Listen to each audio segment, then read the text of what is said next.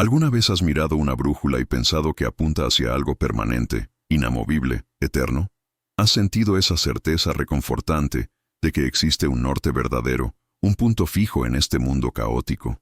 Tal vez recuerdas cuando eras niño y tu maestro te enseñó que el Polo Norte era el ancla del planeta, el lugar donde todas las líneas convergen, donde la Tierra misma se detiene. Nietzsche sabía algo cuando dijo: no existen hechos, solo interpretaciones. Ahora imagina que estás parado sobre el hielo ártico, sosteniendo esa brújula. La aguja tiembla, gira, apunta hacia un lugar que ayer estaba a kilómetros de donde hoy se encuentra. Sientes el hielo crujir bajo tus pies, pero no es el hielo lo que se mueve. Es el norte mismo el que corre, el que huye, el que se niega a quedarse quieto. Y de repente comprendes: nunca hubo nada fijo, nunca hubo nada permanente. Lo que creíste toda tu vida que era el centro, el ancla, la verdad absoluta, ha estado corriendo todo este tiempo. Y nadie sabe hacia dónde va. El 1 de junio de 1831, James Clark Ross plantó una bandera británica sobre el hielo canadiense y declaró que había encontrado el Polo Norte magnético. Sus instrumentos confirmaban que las líneas del campo magnético terrestre se hundían verticalmente en ese punto exacto, 70 grados norte, 96 grados oeste. Registró las coordenadas en su diario con la certeza de quien descubre algo eterno, algo que permanecerá allí mucho después de que los exploradores hayan muerto y sus barcos se hayan hundido en mares olvidados. Pero cuando otros exploradores regresaron décadas después para verificar el hallazgo de Ross, sus brújulas apuntaban hacia otro lugar. El polo se había movido, no metros ni kilómetros, sino decenas de kilómetros al noroeste. Lentamente, a un paso de 9 metros por año, el polo magnético abandonó el lugar donde Ross lo había encontrado y comenzó a derivar a través del Ártico canadiense como un fantasma que no puede detenerse. Durante 160 años, el movimiento fue predecible. Los científicos lo rastreaban, actualizaban sus mapas, recalibraban los sistemas de navegación. 6 metros por año, 9 metros por año, constante y comprensible. Era apenas una nota al pie en los manuales de geofísica, una curiosidad menor que no amenazaba a nadie. Hasta que en 1990, algo cambió. El polo comenzó a correr. En solo una década, su velocidad saltó de 9 metros anuales a 34. Para el año 2000, se desplazaba a 55 kilómetros por hora, 6 veces más rápido que su ritmo histórico. Abandonó territorio canadiense por completo y se lanzó hacia Siberia como si huyera de algo. Cada brújula en la Tierra perseguía un objetivo que no se quedaba quieto. Las aerolíneas reprogramaban sus computadoras de vuelo. Los barcos recalibraban instrumentos.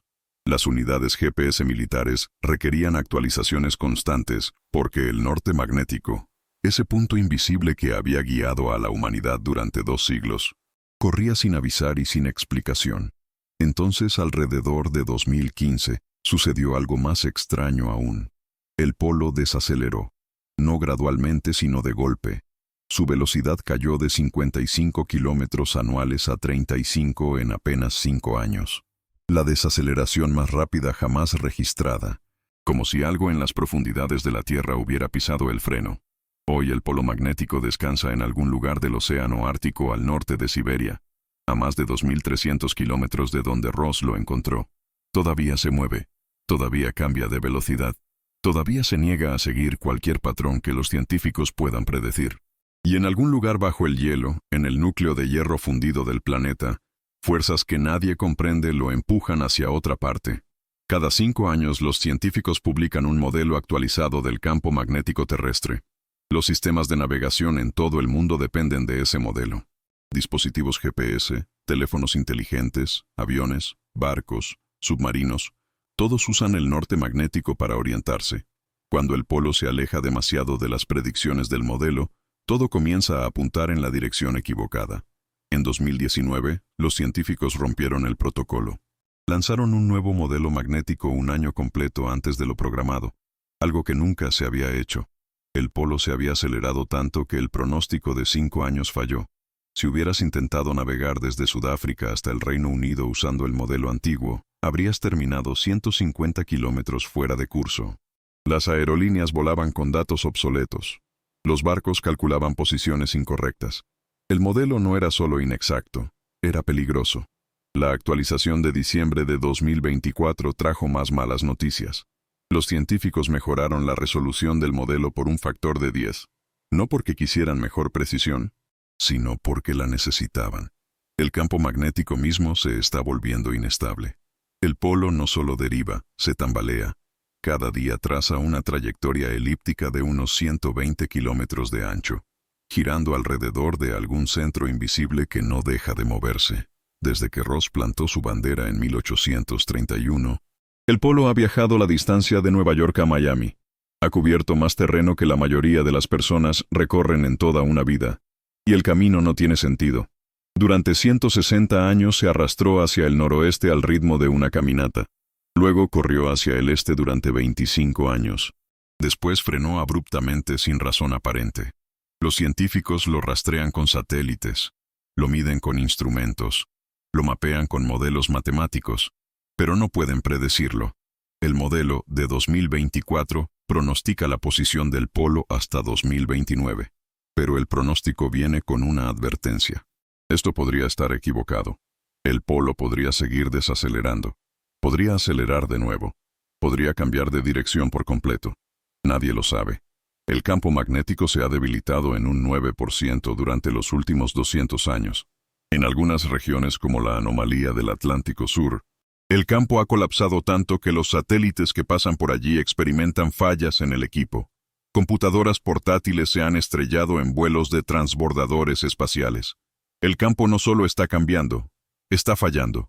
Cada brújula en el mundo apunta hacia algo que está huyendo. Y lo que busca, o de lo que huye, está enterrado demasiado profundo para verlo. Los científicos señalaron el núcleo terrestre como explicación. El norte magnético no es un lugar físico, sino algo generado por hierro fundido que fluye a 3.000 kilómetros bajo la superficie.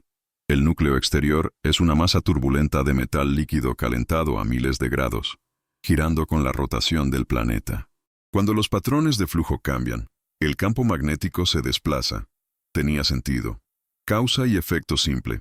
Mediciones satelitales detectaron dos manchas magnéticas masivas en las profundidades. Una bajo Canadá, otra bajo Siberia. No eran objetos sólidos, sino regiones donde el hierro fundido fluía de manera diferente, creando campos magnéticos más fuertes o más débiles. La mancha canadiense parecía debilitarse. La siberiana se fortalecía. A medida que el equilibrio cambiaba, el polo magnético era arrastrado hacia Siberia como limaduras de hierro hacia un imán. Esto explicaba la aceleración perfectamente. Cuanto más fuerte se volvía la mancha siberiana, más rápido arrastraba el polo hacia el este. Los científicos publicaron estudios mostrando cómo estas fuerzas competitivas podían producir exactamente el tipo de movimiento rápido observado desde 1990. El misterio estaba resuelto, excepto que el polo no siguió acelerando. Alrededor de 2015 se desaceleró dramáticamente. La mancha siberiana no se debilitó. La canadiense no se fortaleció. Las dinámicas del núcleo que supuestamente explicaban la carrera no podían explicar por qué la carrera terminó. Algo cambió, pero nada en los datos medibles cambió con ello. Surgió una segunda explicación. Quizás el campo magnético se está preparando para invertirse. El norte y el sur se han revertido muchas veces en la historia de la Tierra. La última inversión ocurrió hace 780.000 años. Durante una reversión, los polos vagan erráticamente antes de eventualmente intercambiar posiciones. El proceso toma miles de años y deja al planeta vulnerable. Sin un campo magnético fuerte, la radiación solar puede arrancar la atmósfera. Tal vez el comportamiento actual es el comienzo de ese proceso. Encajaba con el patrón errático. Aceleración, desaceleración, movimiento errante. Todo podría ser señal temprana de caos magnético. Pero las reversiones no ocurren tan rápido. El polo se mueve demasiado deliberadamente, demasiado direccionalmente hacia Siberia. Durante reversiones pasadas, el norte magnético apareció en múltiples ubicaciones simultáneamente mientras el campo se fracturaba y reorganizaba. Eso no está sucediendo ahora. El polo se mueve hacia un destino específico. No se está desmoronando. Algunos investigadores miraron causas externas. La actividad solar afecta el campo magnético terrestre. Las tormentas geomagnéticas pueden alterar las lecturas de brújulas temporalmente. Tal vez el aumento de radiación solar estaba desestabilizando el comportamiento del núcleo. Pero el ciclo de actividad solar de 11 años no coincide con la línea temporal de aceleración del polo. La carrera comenzó en 1990, se desaceleró en 2015. Ninguna fecha corresponde al máximo o mínimo solar. El Sol no podía ser culpado. Otros sugirieron que cambios en la rotación terrestre podrían afectar el núcleo. El giro del planeta no es perfectamente constante. Se tambalea ligeramente. Acelera y desacelera por fracciones de segundo durante décadas. Quizás estos cambios rotacionales influían en cómo fluye el hierro fundido. Pero cuando los científicos modelaron la interacción entre rotación y dinámica del núcleo, los efectos eran demasiado pequeños para explicar un aumento 6 veces mayor en la velocidad del polo. La teoría de rotación falló. Cada explicación funcionaba hasta que dejaba de hacerlo. Las manchas canadiense y siberiana explicaban la aceleración, pero no la desaceleración. La teoría de reversión explicaba el caos, pero no la direccionalidad. Las fuerzas externas no podían producir la magnitud de cambio observada. Algo está impulsando el polo magnético a través del Ártico. Y ese algo opera según reglas que nadie ha identificado. El polo norte magnético se crea a 3.000 kilómetros bajo tierra, en una capa de metal fundido que ningún humano puede alcanzar. Los científicos pueden medir el campo magnético en la superficie. Pueden rastrear cómo cambia con el tiempo. Pueden modelar la estructura del núcleo usando ondas sísmicas de terremotos, pero no pueden observar el núcleo directamente. No pueden ver el flujo del hierro. No pueden medir temperatura, presión o composición química en tiempo real. Todo lo que los científicos saben sobre el núcleo proviene de observaciones indirectas. Las ondas sísmicas viajan a través de él a ciertas velocidades, lo que sugiere ciertas densidades y temperaturas. El campo magnético se comporta de ciertas maneras, lo que sugiere ciertos patrones de flujo. Pero estas son inferencias, no mediciones. La diferencia importa. Cuando el campo magnético hace algo inesperado, los científicos no pueden verificar qué está realmente sucediendo en el núcleo para descubrir por qué. La actualización de emergencia del modelo en 2019 probó cuán limitadas son las predicciones. Con datos satelitales, estudios magnéticos de alta resolución y décadas de registros históricos, los científicos aún no podían pronosticar la posición del polo más allá de 4 años en el futuro. El sistema es demasiado complejo. Demasiadas variables interactúan de maneras que nadie comprende completamente. Pero espera, porque lo que voy a decirte ahora cambiará completamente tu perspectiva sobre esto. Pequeños cambios en los patrones de flujo del núcleo pueden producir grandes cambios en los campos magnéticos de superficie, pero la relación no es lineal ni predecible. William Brown del Servicio Geológico Británico lo dijo directamente. El comportamiento actual del norte magnético es algo que nunca hemos observado antes. El 30 de abril de 1949, pilotos soviéticos aterrizaron su aeronave sobre hielo marino a 280 kilómetros al sur del Polo Norte. Los hidrólogos Alex Treshnikov y Leonid Balakshin descendieron al páramo congelado, cargando equipo de sondeo de profundidad. Estaban allí para medir el fondo oceánico. Trabajo de rutina para la expedición Norte 4. Perforaron el hielo, bajaron sus instrumentos al agua negra y esperaron la lectura. El océano Ártico a esta latitud debería ser profundo. Más de 4.000 metros de agua entre el hielo y el fondo marino. Vacío, oscuro, nada más que una llanura abisal extendiéndose por cientos de kilómetros. El instrumento leyó menos de 1.500 metros. Lo intentaron de nuevo. Mismo resultado. Los pilotos movieron el avión a otra ubicación, aún poco profundo. Imposible. Había una montaña allá abajo, elevándose desde el fondo oceánico profundo, ascendiendo miles de metros hacia la superficie, lo suficientemente masiva como para llenar toda la cuenca bajo ellos. Habían encontrado algo que no debería existir. Durante los siguientes años, científicos soviéticos mapearon lo que habían descubierto. La dorsal de Lomonosov, una cordillera submarina que se extiende 1.800 kilómetros a través del océano Ártico desde las islas de Nueva Siberia, pasando por el Polo Norte hasta la isla Ellesmere en Canadá. Se eleva 3.600 metros sobre el fondo marino circundante, más alta que los Alpes. En algunos lugares los picos llegan a menos de 400 metros de la superficie del océano. lo suficientemente cerca como para que los submarinos deban navegar con cuidado para evitar colisiones con montañas que nadie puede ver. La dorsal divide toda la cuenca ártica por la mitad. Durante décadas los científicos creyeron que el Ártico era un océano profundo continuo. La dorsal de Lomonosov demostró que estaban equivocados. El Ártico no es una cuenca, son dos, divididas por la mitad por un muro oculto de roca. Pero aquí está lo que no tiene sentido. La dorsal de Lomonosov está hecha de corteza continental, la misma roca que forma Europa, Asia, América del Norte. La corteza continental pertenece a tierra firme. Es la fundación de los continentes. La corteza oceánica forma el fondo marino. Son fundamentalmente diferentes. No encuentras montañas continentales en medio de cuencas oceánicas.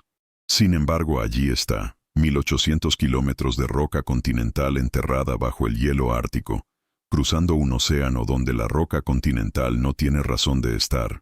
Cuando los científicos finalmente enviaron barcos para estudiar la dorsal, los datos confirmaron lo imposible. Los estudios sísmicos midieron el grosor de la corteza debajo de ella. 20 a 28 kilómetros de espesor. La corteza oceánica promedia 6 o 7 kilómetros. Esto no era corteza oceánica. Las ondas sísmicas viajaban a velocidades que coincidían con granito, roca metamórfica, capas sedimentarias antiguas, geología continental, no fondo oceánico. Las muestras de roca dragadas de los flancos de la dorsal contaban la misma historia. Arenisca, fragmentos de granito, sedimentos en capas que coincidían con rocas encontradas en tierra firme en Canadá, Groenlandia, Escandinavia, el Reino Unido. Una muestra extraída de 3000 metros de profundidad contenía una costra naranja óxido, con capas finas como anillos de árboles. Evidencia de que la roca había estado allí durante millones de años. No algún trozo al azar caído de un iceberg que pasaba. La forma de la dorsal reveló más. Las dorsales oceánicas son pendientes volcánicas suaves formadas por lava que se enfría bajo el agua. La dorsal de Lomonosov es irregular. Bloques de falla empinados, losas crustales inclinadas, cañones profundos cortando a través de los picos. La estructura parece como si alguien hubiera tomado un pedazo de plataforma continental, lo hubiera roto y lo hubiera dejado caer en medio de un océano. Las expediciones de perforación recuperaron núcleos de sedimento de la cresta de la dorsal. Enterrados en el lodo había fósiles, organismos que vivieron en aguas costeras poco profundas. La dorsal no siempre estuvo bajo el agua. En algún momento estuvo al nivel del mar o cerca de él. Luego se hundió. Toda la estructura de 1800 kilómetros se sumergió a su profundidad actual, mientras de alguna manera permanecía intacta. La dorsal no se comporta como un rasgo geológico activo. Es asísmica, sin terremotos, sin actividad volcánica, sin señales de movimiento tectónico continuo.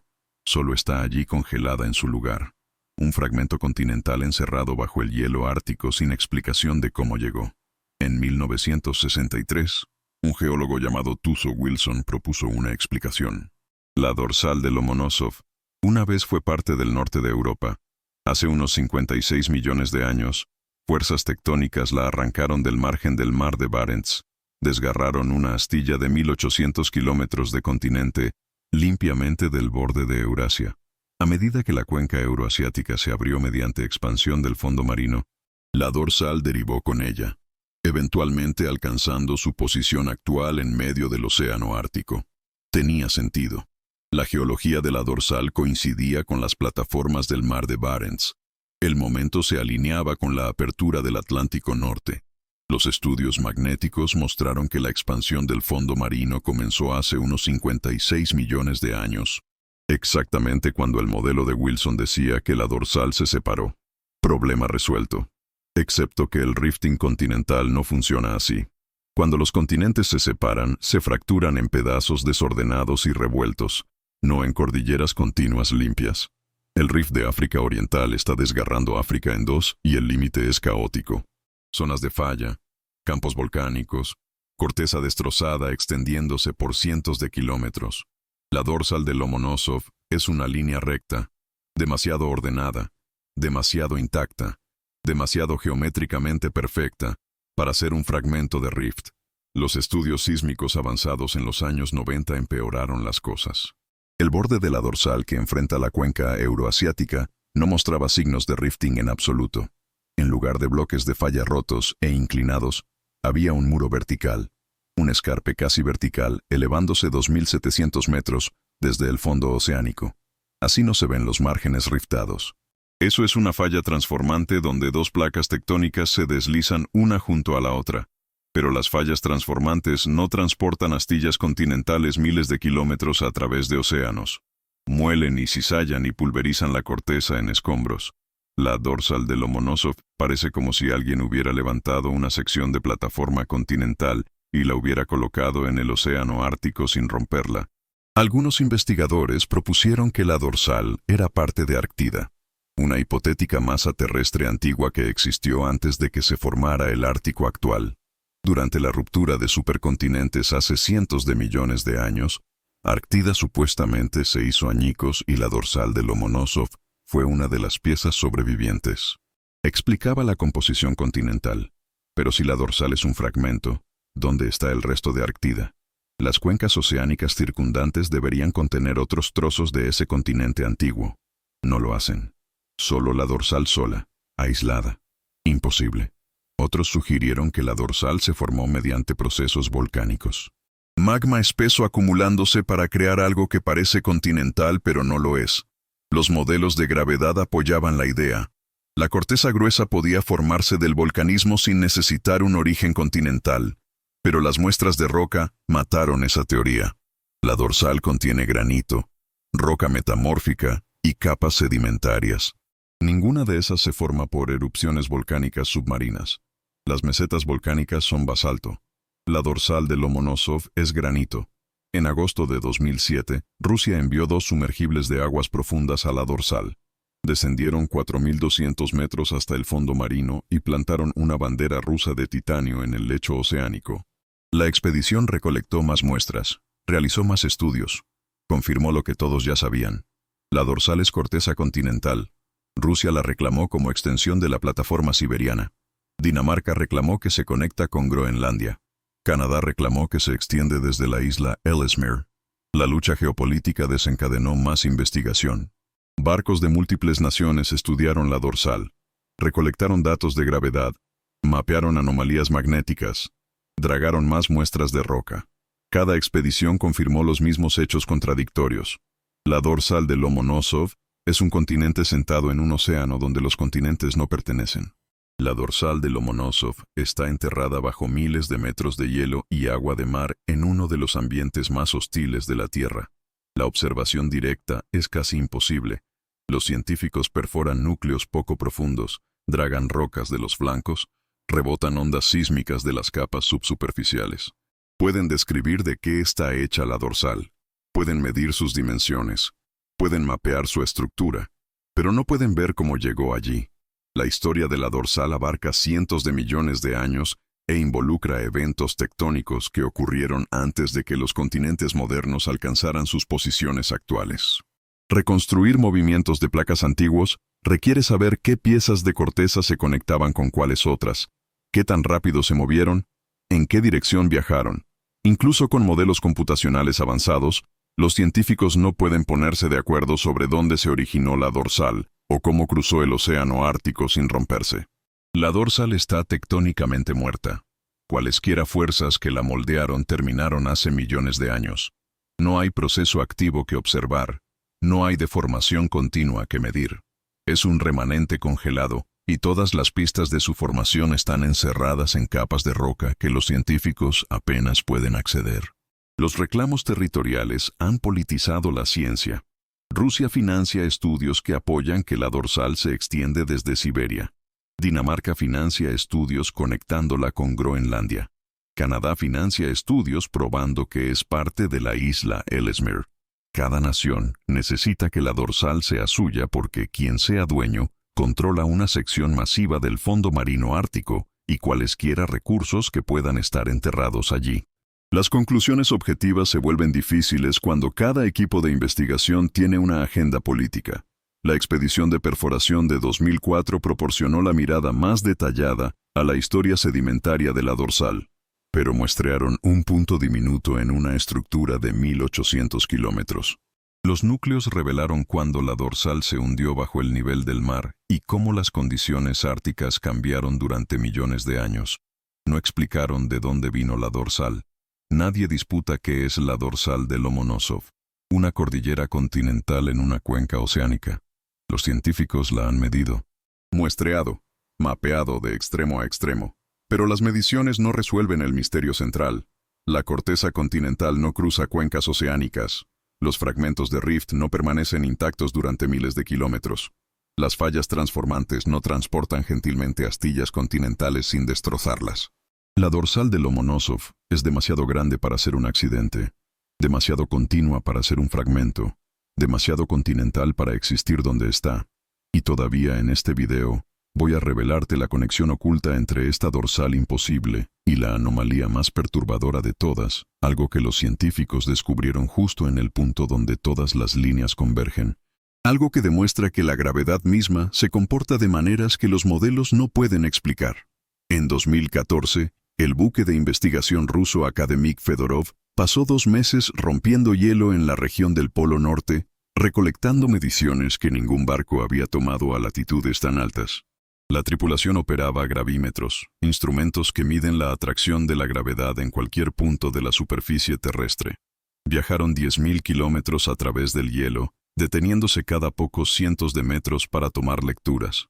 Al final de la expedición habían recolectado 70.000 mediciones a través del Ártico, incluyendo datos del Polo Norte geográfico mismo.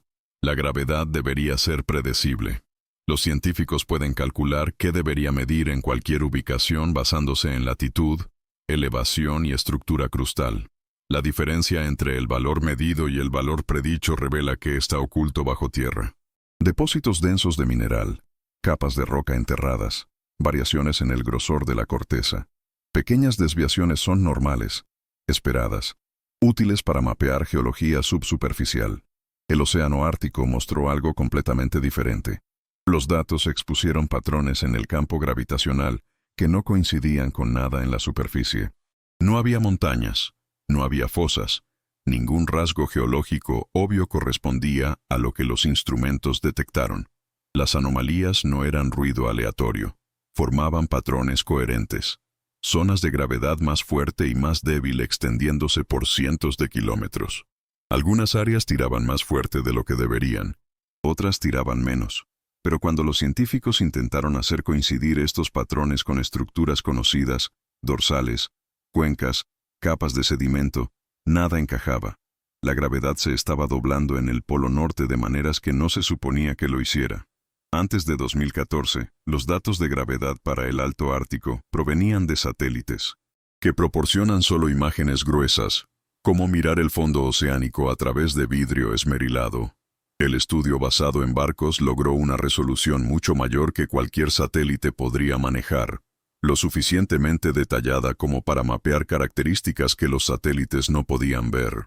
Cuando los nuevos datos se compararon con los modelos de gravedad, los modelos fallaron. No habían predicho las anomalías porque no sabían que las anomalías existían. Las distorsiones se originaban profundo bajo tierra en la corteza o posiblemente en el manto superior, lugares que ningún instrumento puede alcanzar y ningún humano puede acceder. Algo allá abajo, enterrado bajo kilómetros de hielo y agua y roca, estaba deformando el campo gravitacional mediblemente, y nadie podía identificar qué. Las mediciones revelaron contrastes agudos a través de la región del Polo Norte. Áreas donde la gravedad repentinamente aumentaba o disminuía sobre distancias de solo decenas de kilómetros. Estas transiciones sugerían límites, lugares donde diferentes tipos de rocas se encuentran, donde bloques crustales colisionan, donde el grosor de la corteza cambia abruptamente.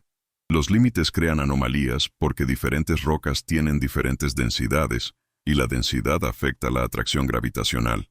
Pero los estudios sísmicos del fondo marino ártico no mostraban límites correspondientes en esas ubicaciones. El fondo oceánico era suave. Las capas de sedimento eran continuas. No había fallas, no había fracturas. Ningún cambio estructural aparecía donde los datos de gravedad decían que deberían estar. La superficie parecía normal. El campo gravitacional decía lo contrario. Los datos mostraron anomalías tanto positivas como negativas mezcladas en un mosaico que violaba las expectativas. Las anomalías positivas típicamente significan roca densa cerca de la superficie, corteza delgada o material pesado del manto empujando hacia arriba. Las anomalías negativas significan corteza continental gruesa, o cuencas de sedimento profundas, donde la roca ligera se extiende muy bajo tierra. El Ártico mostraba ambos patrones lado a lado, de maneras que no tenían sentido geológico. La dorsal de Lomonosov producía firmas de gravedad consistentes con corteza continental, no roca gruesa y ligera, elevándose desde el fondo oceánico que coincidía con lo que los geólogos ya sabían. Pero áreas adyacentes a la dorsal, donde los datos sísmicos sugerían estructura crustal similar, mostraban patrones de gravedad completamente diferentes. Las mediciones implicaban variaciones de densidad que los estudios sísmicos no podían detectar. Los mapas de gravedad satelital revelaron características amplias a través del Ártico, estructuras masivas de cientos de kilómetros de ancho, reflejando geología profunda como la forma del límite corteza-manto. Pero los datos de alta resolución de los estudios de 2014 expusieron características estrechas, anomalías de decenas de kilómetros de ancho que los satélites habían suavizado. Estas señales de longitud de onda corta indicaban estructuras someras, pero las estructuras someras no estaban allí.